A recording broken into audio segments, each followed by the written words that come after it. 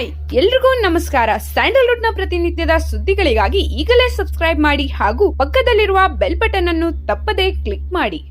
G Kannada ವಾಹಿನಿಯ ಸರಿಗಮಪ ಕಾರ್ಯಕ್ರಮ ಕಳೆದ ವಾರ ಮತ್ತೊಂದು ವಿಶೇಷ ಸಂಚಿಕೆಯಲ್ಲಿ ಮುಕ್ತಾಯಗೊಂಡಿದೆ. ಪ್ರತಿ ವಾರ ಕೂಡ ವೀಕ್ಷಕರನ್ನು ರಂಜಿಸುವ ನಿಟ್ಟಿನಲ್ಲಿ ಒಂದಲ್ಲ ಒಂದು ವಿಶೇಷ ಸಂಚಿಕೆಗಳ ಮೂಲಕ ಸರಿಗಮಪ ಬರುತ್ತಿದೆ. ಅದರಲ್ಲಿ ಕಳೆದ ಸಂಚಿಕೆಯಲ್ಲಿ ಬ್ಯಾಕ್ ಟು ಸ್ಕೂಲ್ ಎನ್ನುವ ಕಾನ್ಸೆಪ್ಟ್ ನಲ್ಲಿ ಸಿದ್ಧವಾದ ಕಾರ್ಯಕ್ರಮ ಯಶಸ್ವಿಯಾಗಿ ಪೂರ್ಣಗೊಂಡಿದೆ. ಈ ಸಂಚಿಕೆಯಲ್ಲಿ ಕರ್ನಾಟಕದ ಕೆಲ ಶಾಲೆಯ ವಿದ್ಯಾರ್ಥಿಗಳು ಹಾಗೂ ಶಿಕ್ಷಕರು ಭಾಗವಹಿಸಿದ್ದರು. ನಿರೂಪಕಿ ಅನುಶ್ರೀ, ತೀರ್ಪುಗಾರರಾದ ರಾಜೇಶ್ ಕೃಷ್ಣನ್, ಅರ್ಜುನ್ ಜನ್ಯ, ವಿಜಯ್ ಪ್ರಕಾಶ್ ಶಾಲೆ ಸಮವಸ್ತ್ರ ತೊಟ್ಟಿದ್ದರು. ಹಂಸಲೇಖ ಅವರು ಕನ್ನಡ ಮೇಸ್ಟ್ರು ಆಗಿದ್ದರು.